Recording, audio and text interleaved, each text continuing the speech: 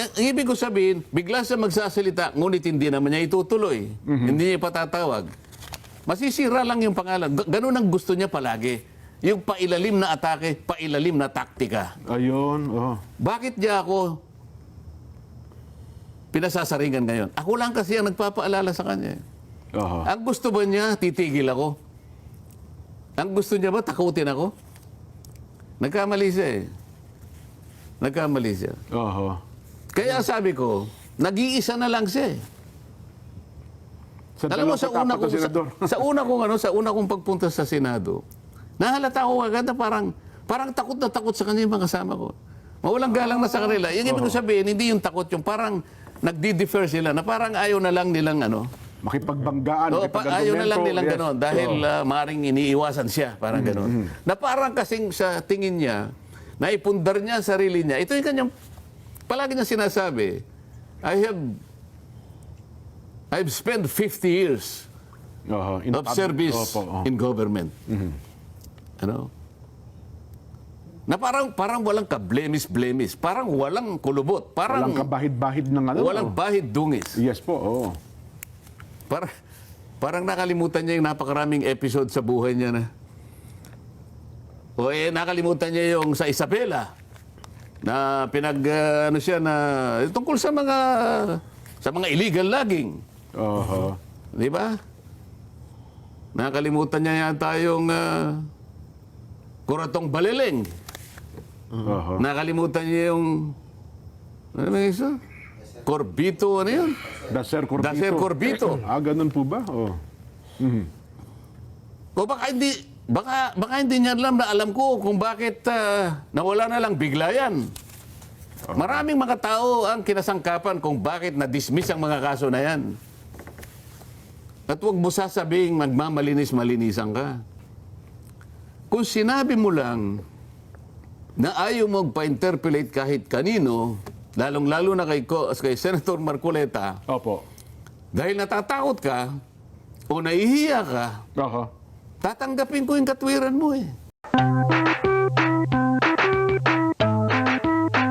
Ang init sa Senado. Heat index, Nasira ba aircon niya?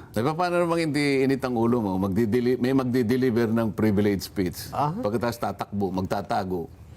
Pagtatanungin mo, sabi niya, hindi ako pwedeng mag-yield ng floor hanggat hindi sila nakakapirma doon sa partial report.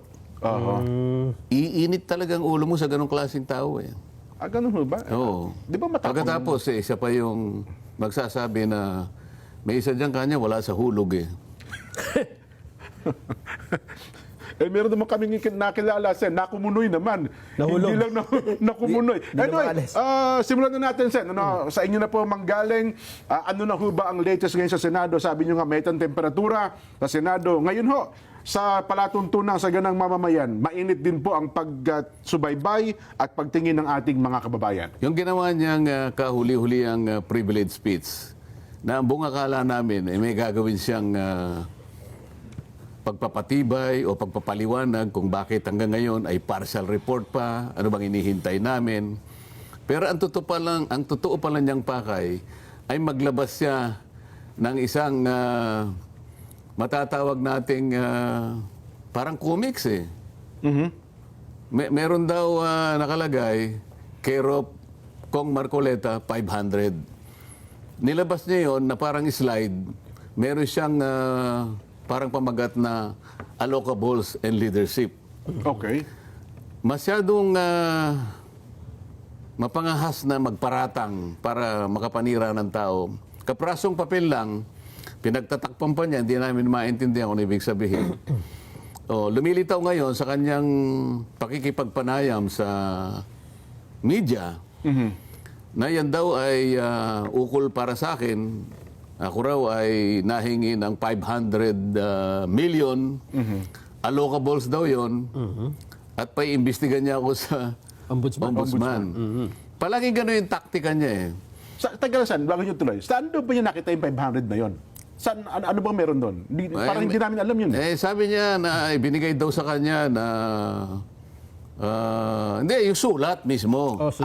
Sulat daw, sulat kamay daw. Merong marginal note ng dating, yung namayapa na Yusek Cabral. Okay, opo.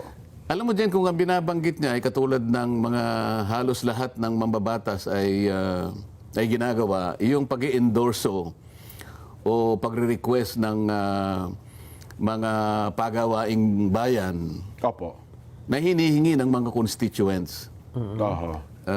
Halimbawa, katulad ko, may hihingi ng pabor na, Sir, pwede po ba ninyong endorse ang proyektong ito? Makakatulong po ito sa aming komunidad. Matagal na po kasing hinihingi ng mga tao ito eh. Oho. Hindi po LGU. namin maitawid ang ganito, tsaka ganito. Napakarami pong alalahanin. Kaya kung titingnan mo naman, Jen, suportado ng napakaraming dokumento, may resolusyon ng LGU, Municipal resolution. mga asosasyon Tama. na nakatira doon, at meron pang mga pirma ng mga district engineers, mga regional directors. Ipagkakait mo ba yung may tutulong mo na inaasahan nila na baka sakaling ang i-consider ng pamahalaan kung ikaw ay isa sa nakapag-endorso? Opo. Maaring hindi lang naman ako makakagawa, malalapit din sila sa mga ibang kandidato, gagawin din ang kandidato. At matagal ng practice yun, Sen. Oh, maski naman kay doon sa privilege speech, hindi muna natin sasabihin ang pangalan, maya-maya ng konti lang. Siya naman inamin niya, ito yung mga legal naman na gawain. Wala akong masama. Walang illegal doon. Opo. Ang totoo niyan, siya ang kauna-unahang nagpasaring sa mga senador ng 19 Congress. Ano pa yun? Nagsisimula pa lang kami noon eh. Naalala ko, pinasaringan niya yung mga senador ng 19 Congress. Wala pa ako doon dahil papasok ako 20th Congress na eh. Yes po. Halos lahat kanya ng mga senador ng 19 Congress ay nakabahagi ng ay nakapagbigay ng insertions na ang total niyan ay halos 100 bilyon. Ngayon, nagalit sa kanya yung mga senador. Ay, opo. Natatandaan ko yan. Sabi siguro nila, ano naman ang masama kung halimbawa nakapag-suggest kami, nakapag-request kami, nakapag-endorse kami, sang-ayon sa pakiusap ng ating mga constituents. Wala namang masama doon. Ba't sinasabi mo yan? Ngayon, nagpaliwanag ngayon ang Senate President. Dahil siya parang akala mo kapag nagsalita, parang siya yung pinakahuling salita eh. Ano? Ang nakikita ko nga parang takot na takot sa kanya yung mga kasama ko eh. Ito lang naman ang aking sariling Obserbasyon. obserbasyon. Yes po.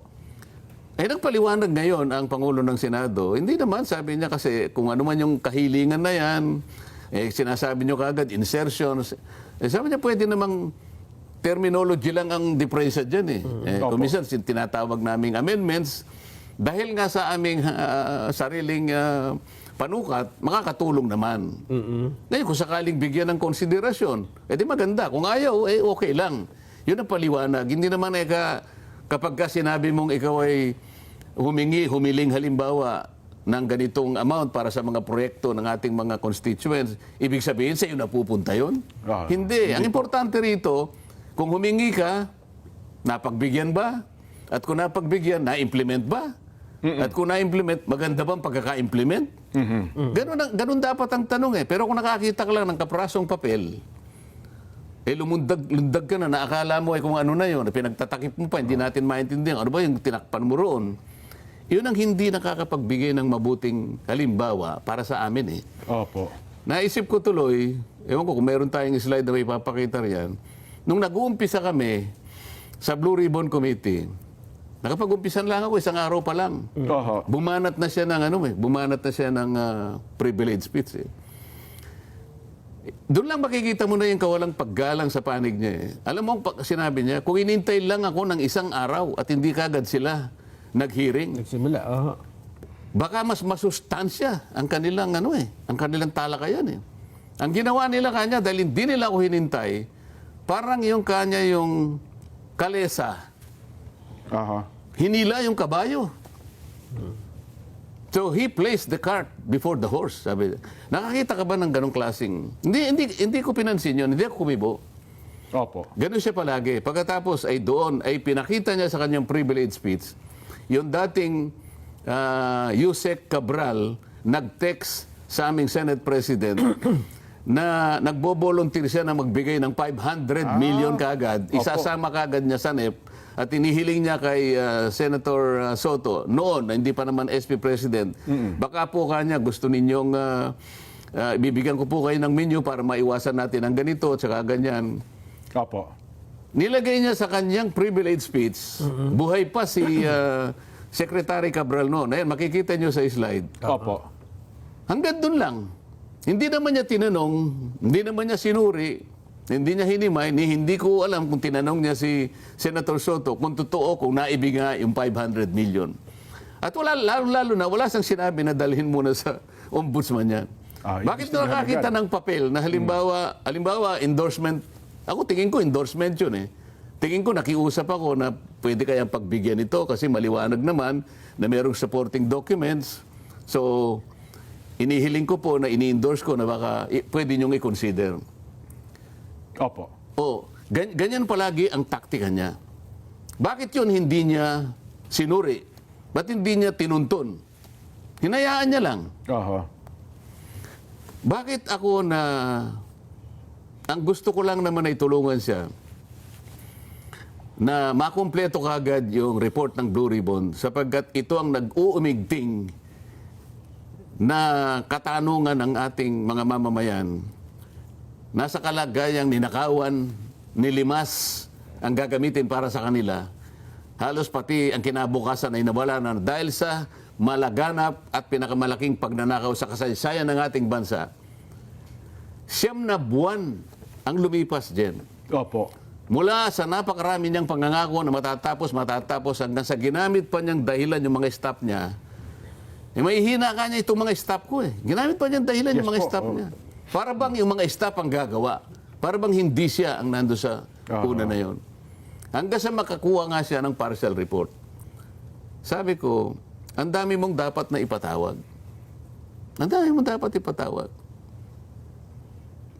Masama ba yun, Jen, na paalalahanan siya sapagkat yun nga yung hinihingi ng taong bayan? Oho. At kayo rin bilang miyembro ng ng Blue Ribbon Committee, di ba? Ako na lang kasi ang talagang nagsasabi sa kanya. Eh bakit naman siya magagalit sa akin? Yung layunin ko ba na masiyasat na mabuti ito, makumpleto natin muna yung report bago magpirmahan dyan para matukoy natin ganap. At pagkatapos, eventually, mapanagot natin kung sino ang utak ng lahat ng may kagagawa nito. Para sa ganun, mabigyan natin ng hustisya ang taong bayan. Opo. Masama ba yun?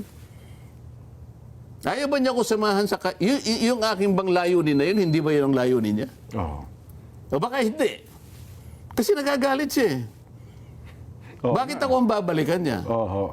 Hindi siya consistent eh. Oo. Akalain mo, 2022 pa lang dyan. Meron daw siyang nakausap na congressman. Tinanong niya raw, ilan ba kayang congressman na contractor ngayon? Sabi raw sa kanya, 67. 67. Sabi niya, baka 2022 yun. Baka ngayon kanya, baka higit pa roon. Ngayon, sinisita siya, bakit hindi mo man lang pinatawag yung mga 67 na Contractors. contractors Yeah, na opo. congressmen? Sabi niya, wala naman ako listahan eh. Sinabi lang sa akin nung nakausap kong congressman. May Ganun siya nagsabi eh. lang daw sa kanya. Opo. Mahilig siya sa sabi-sabi. Okay? Oo. Sabi niya, magaling siyang investigador eh. Nakausap mo na pala yung kaibigan mong congressman at sinabi niya sa'yo, meron siyang kilalang 67 na contractors na congressmen na kung saan yung mga proyekto nila, sila mismo ang nag-i-implement. Ba't di mo pa kinuha yung listahan? Oo nga. Ba't di mo pa kinuha yung pangalan? Oo. Ano ang gusto mong palabasin? Talagang ayaw mo talaga eh. Pagka congressman, ayaw mong tuntunin. Nasaan ang consistency rito? Pagkatapos sasabihin niya, alam mo kanya, si Senator Marcoleta, nawala sa hulog eh. Oo, Yung nga po. nagano siya, nung nagpa-interview siya. Hindi ko maintindihan kung ba't niya sinabi yun. Wala na siya, hindi na siya in sync with reality. Oo. Yun ho ang kanyang binabanggit. Akalain mo kanya, sinabi ko na nga na ayaw kong magpa-interpolate dahil nga ang gusto ko, bago ako mag-yield ng floor, Ipumaba muna. makumpleto muna yung signature na gusto ko. Na kinakailangan makapirmay majority. Akalain mo tumayo pa. Madalas ganyan eh, sabi niya. Oo. Ang sabi ko naman kako, kung sinabi mo lang na ayaw mo magpa-interpolate kahit kanino, lalong-lalo na kay Senator Marcoleta, Opo. dahil natatakot ka o nahihiya ka, Oho. tatanggapin ko yung katwiran mo eh. Oho. Eh, ba't kita pipilitin? Ayaw mo nga eh. Oo nga naman. Baka nga naman takot ka. At alam ko, takot na takot ka talaga. Either pupunta ka sa lounge natin, pupunta ka sa opisina mo, nandun ka naman eh, nakikinig ka naman eh. Pero wag mong gagamitin na dahilan na kailangan naming pumirma muna. Sino ba yung wala sa hulog ngayon? Nakakita ka ba partial report, papipirmahin mo kami? Ang partial report po ay hindi kumpleto. Opo. Kaya gusto ko, ikumpleto mo muna para makita natin kapag ka maganda na at sang-ayon naman sa mga nangyari, sa dami ng mga taong kinausap natin, bakit hindi kami pipirma? Alam mo sa akin, Jen, Nelson, trap yun eh. Bait po ba yun? Bait lang yun. Oo. Sino makakapigil sa iyo, halimbawa? Kunwari ikaw alam mo, ayaw ko na siyang tawagin na Senator Lacson. Eh. Bakit po? Tatawagin ko na lang siyang Ping mula ngayon. Ganon. Alam mo kung bakit? Oho. Palagi niya sinasabi yung interparliamentary courtesy. Opo. At palagi ko naman pinaliliwanag ang parliamentary courtesy kinapapalooban ng dalawang chamber ng legislature. Ito yung House of Representatives at saka yung Senate. Senate. Oho. Sabi niya, tingnan mo, wala talaga sa hulog eh. Sinabi ko na nga sa kanya, sabi niya, this is the time-honored tradition. Yes po. Tama. Oo. Di ba? Sinabi po niya yan. Oh. Eh bakit ba hindi niya maintindihan yun? Sabi niya ganon. Ang sabi ko, paano natin igagalang pa yung tradisyon na yun?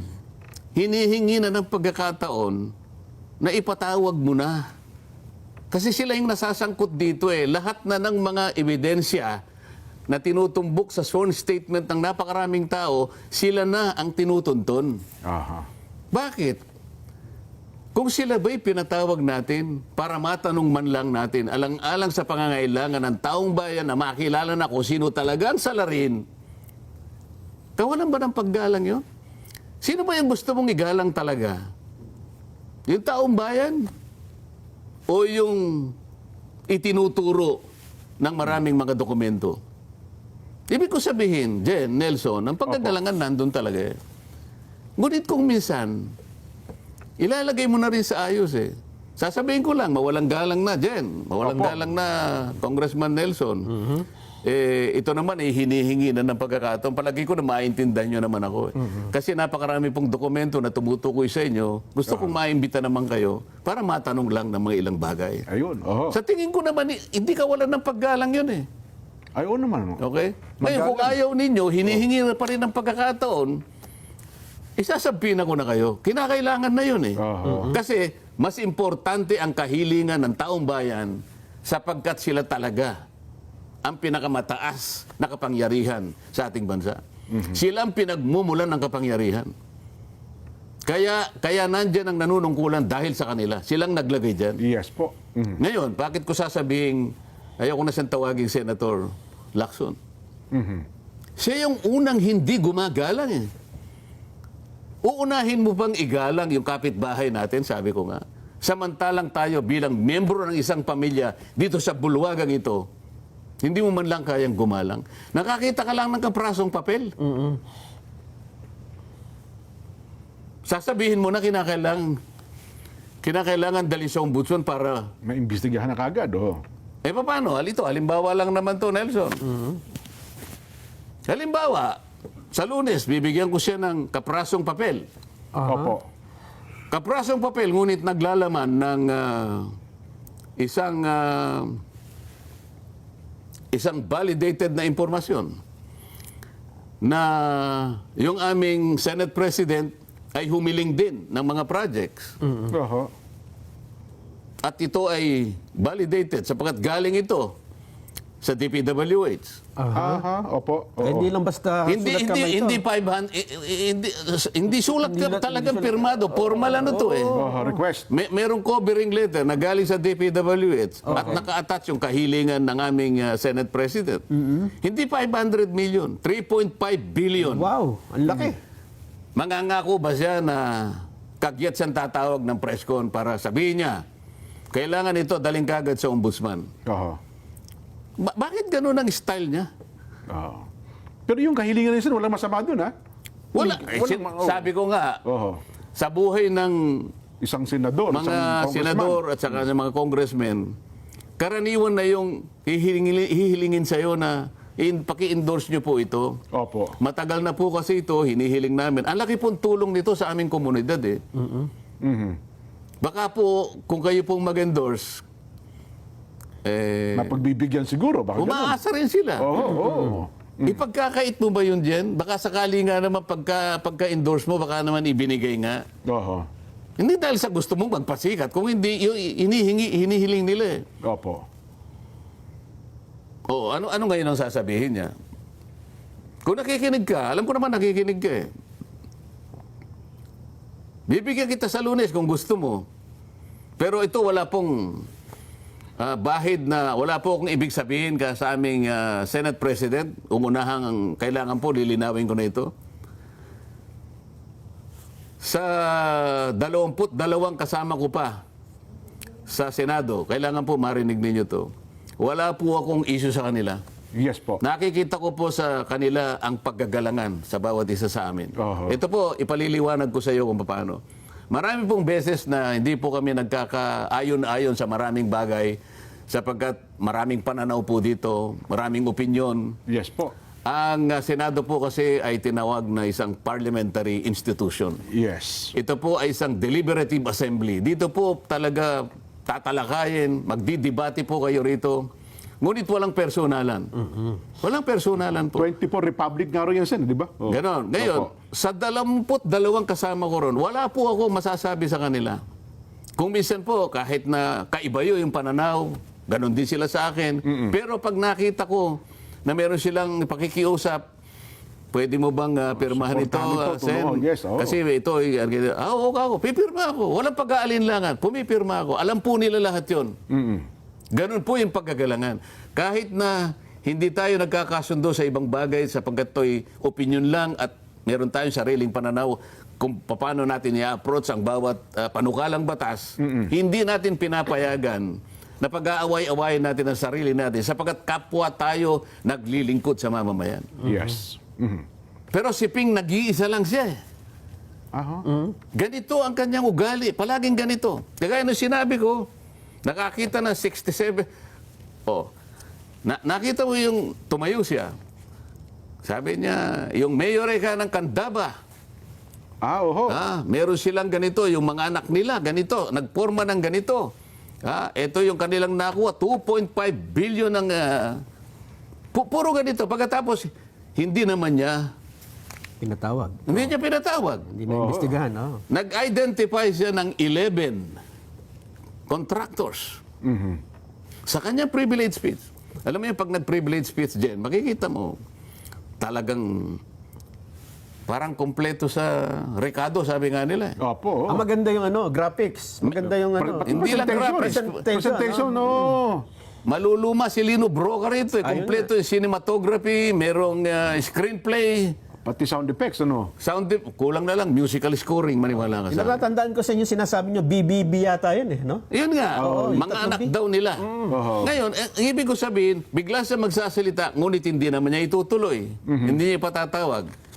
Masisira lang yung pangalan. Ganun ang gusto niya palagi. Yung pailalim na atake, pailalim na taktika. Ayun. Oh. Bakit niya ako pinasasaringan ngayon? Ako lang kasi ang nagpapaalala sa kanya. Oho. Ang gusto ba niya, titigil ako? Ang gusto niya ba, takutin ako? Nagkamali siya eh. Nagkamali siya. Oho.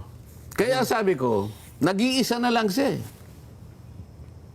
Alam mo, sa una kong pagpunta sa Senado, nahalata ko agad na parang takot na takot sa kanya yung mga kasama ko. Mawalang galang na sa kanila. Yung ibig ko sabihin, hindi yung takot, yung parang nagdi-defer sila, na parang ayaw na lang nilang Makipagbanggaan. ayaw na lang nilang gano'n dahil maring iniiwasan siya, parang gano'n. Na parang kasing sa tingin niya, naipundar niya ang sarili niya. Ito yung kanyang, palagi niya sinasabi, I've spent 50 years Oho. of service in government. Ano? Na parang walang kablemis-blemis, parang walang kulubot, Walang parang kabahid-bahid ng ano. walang bahid dungis. Yes po, oo. Parang nakalimutan niya yung napakaraming episode sa buhay niya na.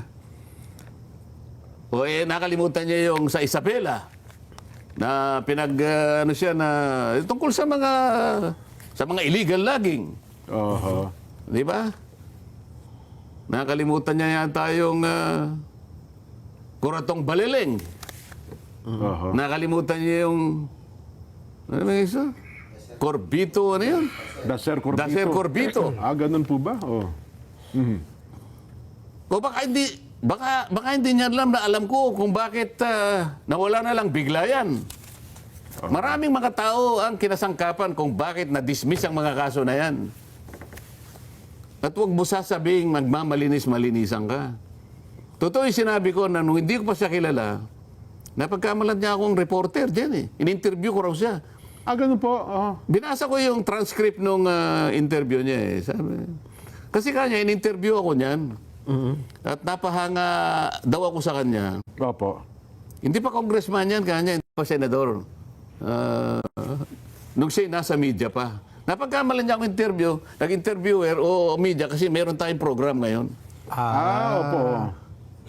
Isip-isipin doon pati yun sasabihin niya. Kasi nabanggit ko nga, dahil nga napahanga niya ako na isang araw, nagsasalita siya, lahat ng carnap vehicles, dalhin nyo rito sa Camp Crame.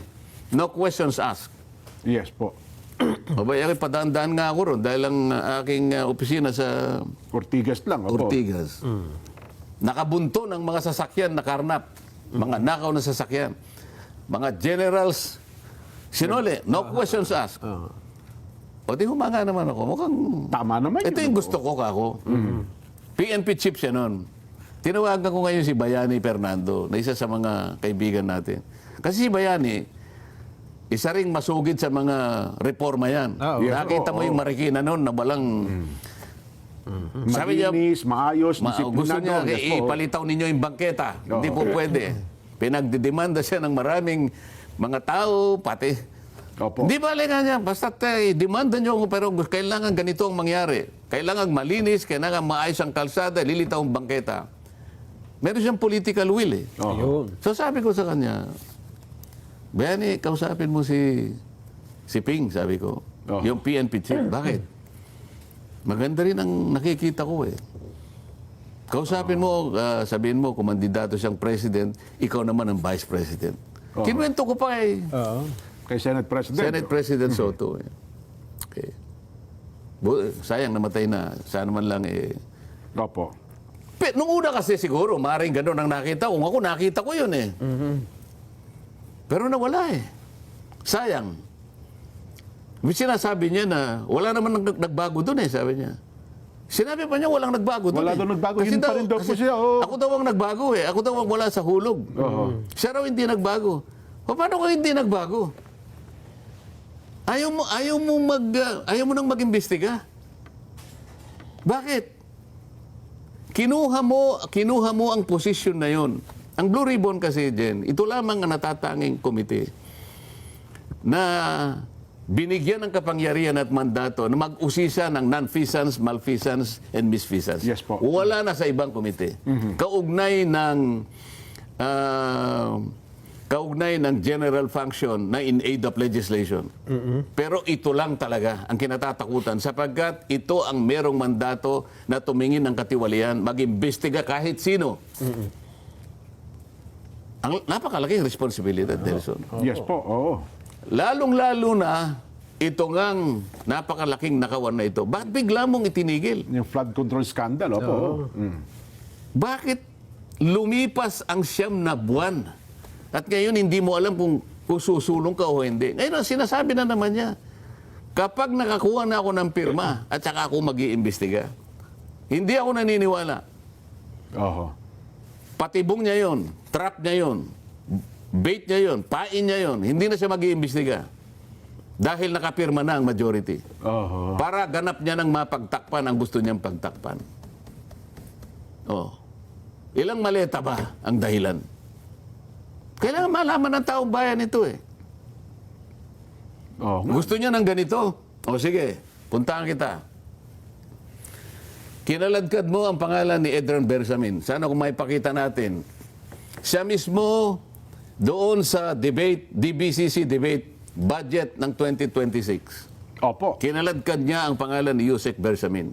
Ayan. Siya mismo, ha? Budget ito, sinegway niya doon. Nabigla nga kami. Sabi niya, si Yusek Bersamin, ni-name drop niya ang presidente. Ito ang pinag-uusapan nito, yung 100 billion Oho. na siningit sa BICAM. Kalahati nito o higit ay minanage ni Yusek Bernardo doon sa pag-amin sa kanya.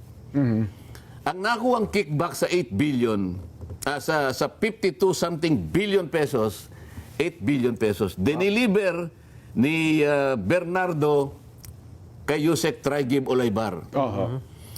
Si Yusek Traigib Olaybar, itong sinasabing ito yung pagkukwento niya doon sa plenary. Yes. Plenary debates. Inuulit ko lang.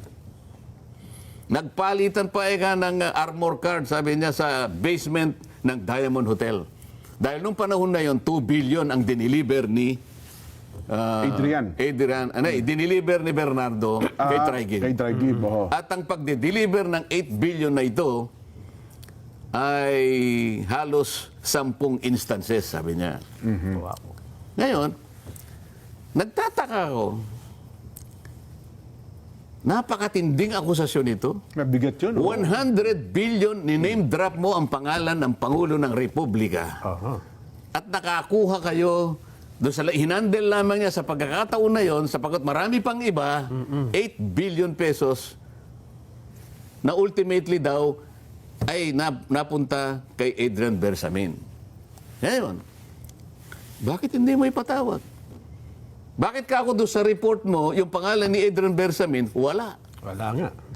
Ikaw ang naghayag mismo eh. Ikaw ang naghayag mismo. Wala naman kami yung nalalaman dyan. Bigla ka na lang nagsalita dyan eh. Nag-volunteer ka. Palaging ganyan ang ginagawa mo.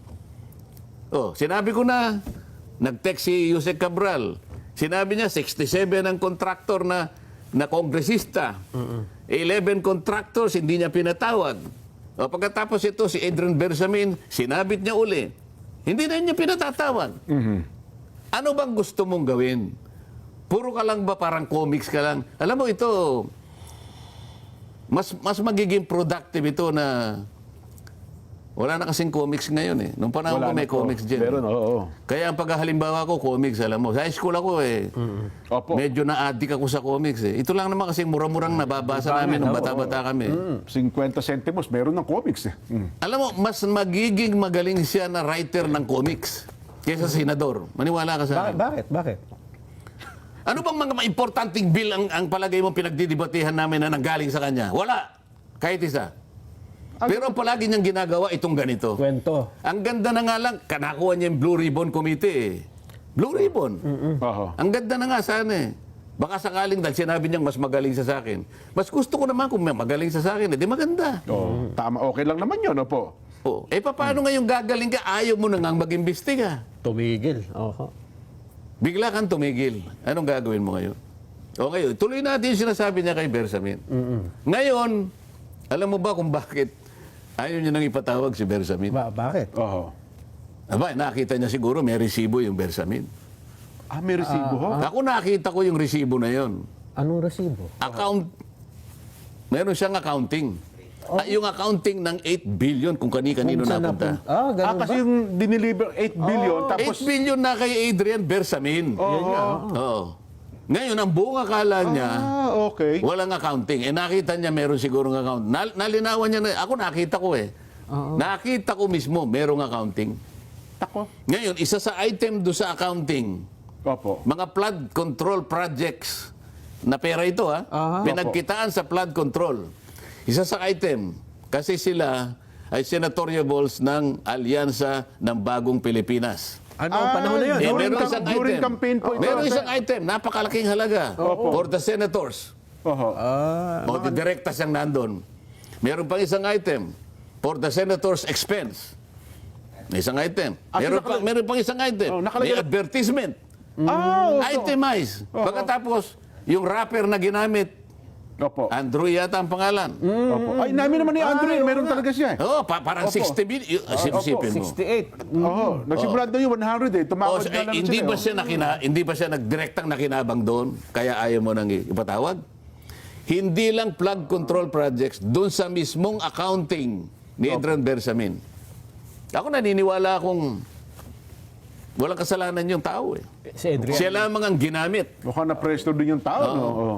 Mula sa kanyang accounting, hindi lamang flood control projects, Jen. Oho. Pati ang kinukolekta at dinideliver ng Bureau of Customs halos 100 million per week. Wow. Per week? Oh, ngayon ayaw niyang tawagin. Oh, ngayon ang ito yung pangalawang hamon ko. Yung unang hamon ko kanina, Jen. Opo. Papayag ka ba na mag-press con pagkatapos kitang mabigyan ng halimbawa ng request ni SP ng mga projects? Oho. Jen, paliliwanag ko to ha. Opo. Si SP ay isang mabuting tao. Oho. Iyan ay palabiro, nakakabiruan ko rin.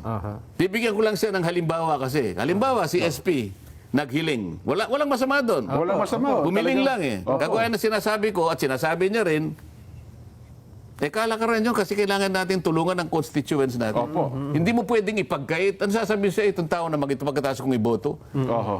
Walang project. Pina-endorse ko lang naman ito. Tinta lang naman ang ano niya, ba't hindi mo pirmahan? Pinakita ko naman sa'yo na ito'y supported by documents. Oho.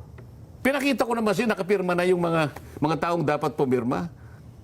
Namamagasa lang ako, baka sakaling sa pirma mo, baka magkaroon na ng visa. Maaprobahan o kaya mapayagan. Kapondo. Opo. So, yun ang gusto ko ipaliwanag kay President Soto. Opo. Walang masama doon. Wala akong masamang tinapay sa kanya. Gusto ko lamang testingin itong taong ito Kung anong gagawin. kung anong gagawin niya para maging consistent siya. Sapagkat he is consistently inconsistent. Oho. Depende kung sinong pangalan. Oh, akala mo kasi kapag pinagbalingan kanya, ang buong akala niya kasi, naniniwala pa sa kanyang mga tao eh. Oho. Alam mo, naniniwala na lang sa kanya, mga ilang media na lang naman yan eh. Oho. Ang media ngayon ay parang umaano na eh, nabubuksan na yung mga mata eh. Pero meron pa rin, mangilan-ngilan dyan, na talagang bayaran na bayaran. Oho. So yun po yung unang challenge nyo. Pangalawa? Yun ang unang challenge ko. Opo. Pag nabigyan ba kita? Kung ano yung ginawa mo sa akin, ganun din ang gagawin. Kasi nag-press con siya eh. Kung consistent siya. Kung consistent ka. Oh. Opo. Ito yung pangalawa. Etong pang... Pwede mo bang tawagin si Adrian Bersamin at saka si Lian Libiste? Kasi si Lian Libiste, may hawak siya nung resibo na yon. Siyang nagpakita sa akin. Hindi ko naman nakita kay Adrian eh. Nakita ko kay Lian Libiste. at si Congressman Lian Libiste ay nakahanda kahit anong oras. Di ba nung napatawag po siya? Parang hindi yata napag-usapan. Hindi pa yun ang ano eh, hindi pa yun ang punto hindi eh. yung subject Iba matter. naman ang subject matter Opo, nun. opo. Pero ngayon, ipatawag mo, yan ang aking pangalawang hamon sa'yo. Kapag hindi ka nagpatawag, Oho. hindi tama yung pinost mo. Tanong mo sa akin kung ano yung pinost niya. Ano po yun? Ano po yun? Ikaw naman eh. Oo. Kayong dalawa naman ay malilimutin din. Hindi ko na... Matagal na ba yan? Macho ako. Opo Lalaki ako. Opo naman. Period. Oh. Macho Hindi ako. nyo nabasa yun? Matagal na. Okay, kahit na matagal na ako hindi ko makakalimutan. Macho ako, lalaki ako. Period. Opo. Period. Oo. Tama naman po yun. Merong hindi tama ron. Hindi Macho tama ako, doon. lalaki ako. Period. Ulitin mo. Macho ako, lalaki ako. Period! Hindi ba babae lang ang may period? O hindi ka ngayon nakasagot. Hindi Yan namin ang kasi hirap sa'yo lalaki eh. kami. Ano? Hindi namin alam na kung ano yun. Akala mo- Dahil lalaki kami. Alam mo ako, dire-diretso ako nagsasalita sa hapong ito. Opo. Kung aawatin nyo ko, nasa sa inyo. Pero Magkape muna kayo, Sen. Hihihip lang po awatin kayo. muna natin, awatin. Ipapasok lang po namin itong mahalagang paalaala Sige. para kayo ay bumaba ng temperatura. Tumaas po yung temperatura natin. Hindi tumataas ang temperature ko. kami po. Okay lang ako. Normal Kami lang, po, normal. ang temperature namin. Kayo ang nagpapalpitate. Opo. Nakikita ko, nahalata ko kayo. Para